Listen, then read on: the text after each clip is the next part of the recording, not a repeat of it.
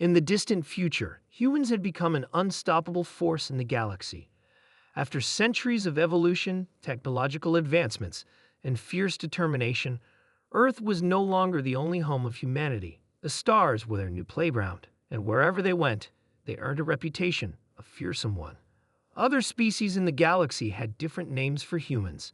Some called them the Terrible Ones, while others referred to them as the Iron Fist. But one name stuck more than any other: Space Orcs, and no one knew why this name fit so perfectly until that day, the day that changed everything. It began on a planet far from Earth. The planet was called Garak 9, a rocky world covered in thick forests and towering mountains. The Garakates, a peaceful species of giant, tree-like beings, had lived in harmony for centuries.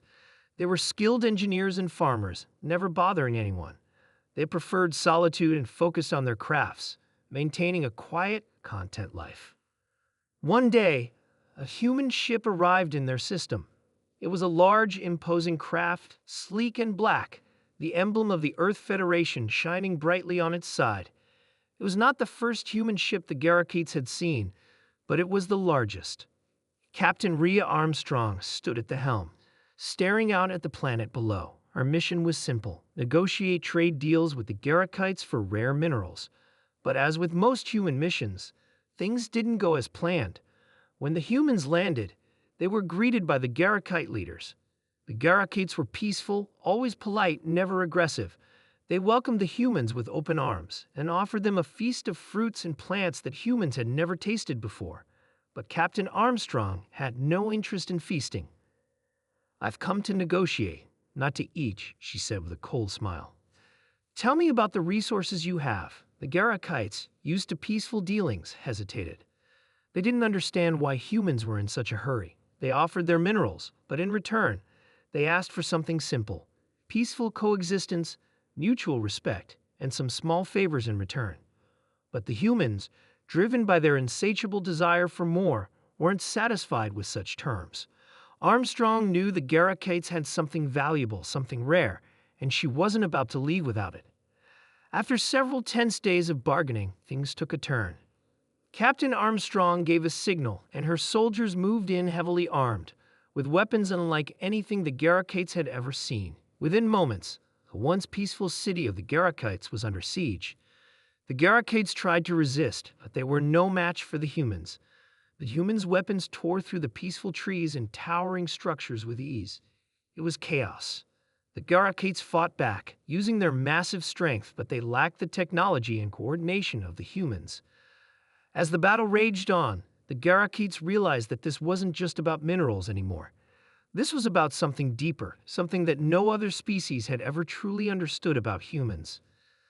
Despite their advanced technology, humans were built for war. From their earliest days on Earth, they had fought and struggled against their environment. They had survived through strength, adaptability, and ruthlessness. The more powerful they became, the more their desire for dominance grew.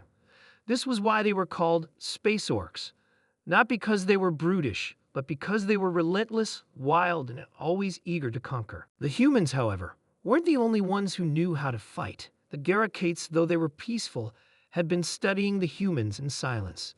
Their ancient wisdom, passed down from generation to generation, told them to never underestimate the will of an invader.